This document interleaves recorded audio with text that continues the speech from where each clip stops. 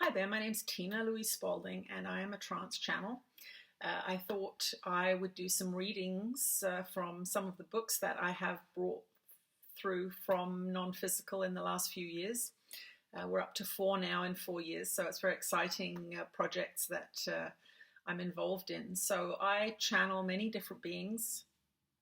My personal guides and teachers are called Ananda, and they are a group consciousness, and they help me with my personal questions. They have trained me or are attempting to train me in many different areas of my life.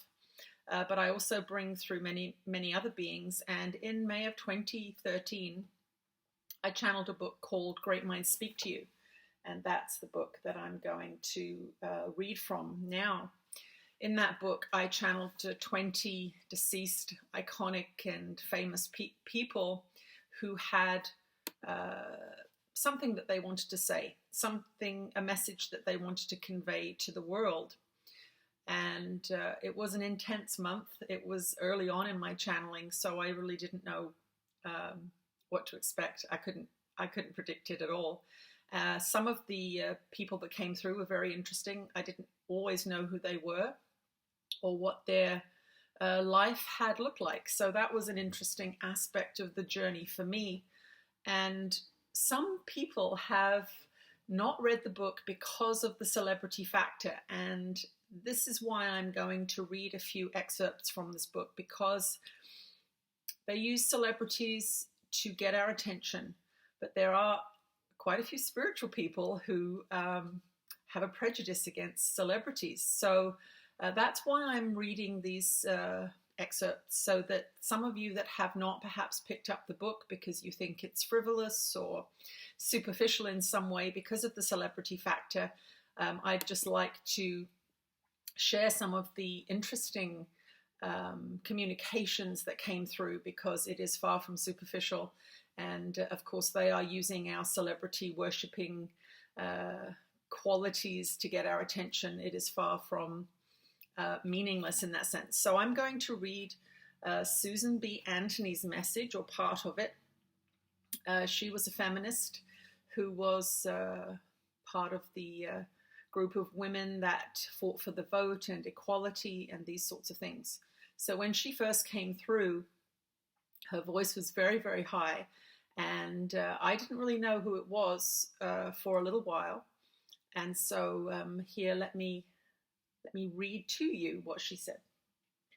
I am here again to share you with my experience on the earth plane. I am a woman. You can tell I am a woman from my voice, and I am famous in a sense.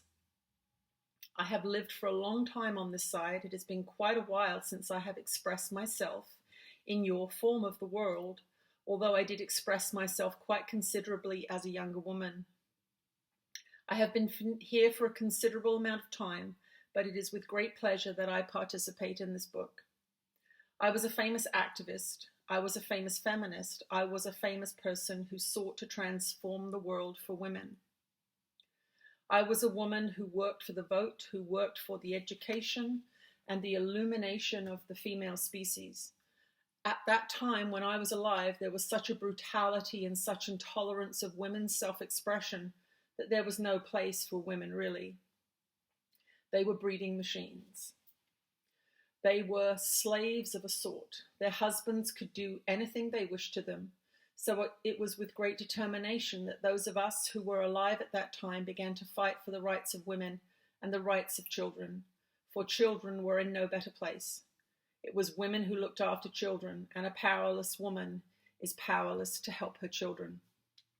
This is what we did in our youth. We marched, we protested, we misbehaved greatly, and it was a great fun time. It was a great fun time to express our strength, to express our creativity, and to express our own opinions of the world and the things men were doing in it. This is my story. I died at middle age, not too old, not too young.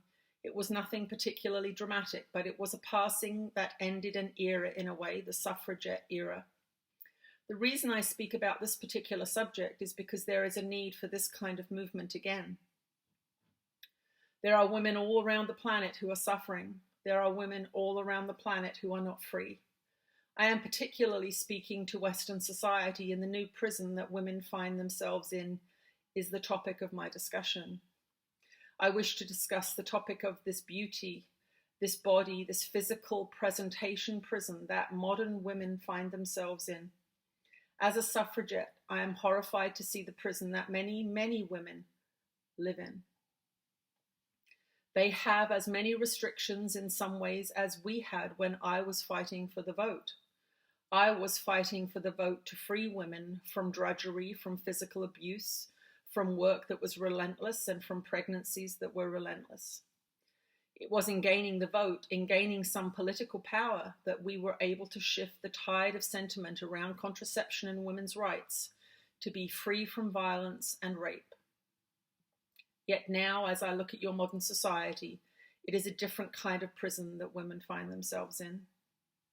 They find themselves in a prison of incredibly high standards of beauty.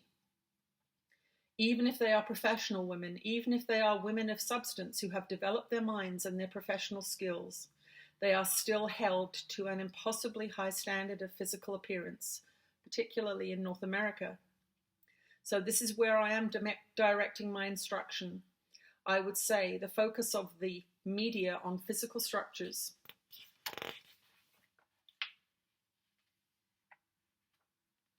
This is the lack of personal power women have these days because of their insecurities around how they look.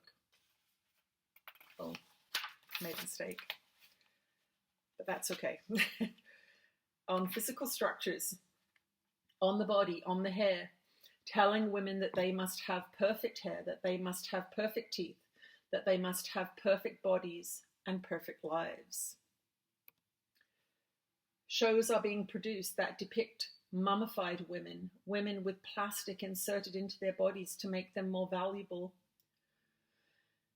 From our side of the veil, this is horrible, humiliating, and degrading behavior. Women insert plastic and chemicals into their bodies so that they become more desirable, so that they look younger. But in fact, these surgeries cause a disruption of the body's natural processes to such a degree that many are dying from surgery mistakes and from chemicals seeping into their bodies from these insertions. Many are dying from the psychological problems of seeking solace in the physical body only, desperately trying to hang on to youth instead of valuing the wisdom of age, instead of valuing the beauty of an aging physique in the sense that it has taken you on a wonderful journey. Your body has provided you with a wonderful vehicle for the creation of the life that you wish to create, for the birthing of children perhaps, for making love to your partner or partners, but there is no appreciation for the body in its natural form. Its natural transition from a baby to a teenager to a young adult to a fully mature adult to an adult in its most productive and creative years. These are the years that are lost when you focus on the physical.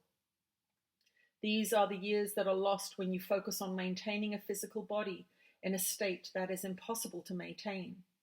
It is in the years after 50, 60, 70 that you will begin to produce the most amazing works, that you begin to produce the most amazing self-expressions. And if you are obsessed and depressed about your aging body, you shut yourself off from the creative energies that wish to course through you, that wish to express themselves through you. I'm going to leave it there so it's not too long video. But once again, this is Great Minds Speak to You, and it is available on Amazon.com, and I hope you get curious and investigate it. Thanks for watching, and I'll talk to you again soon. Bye.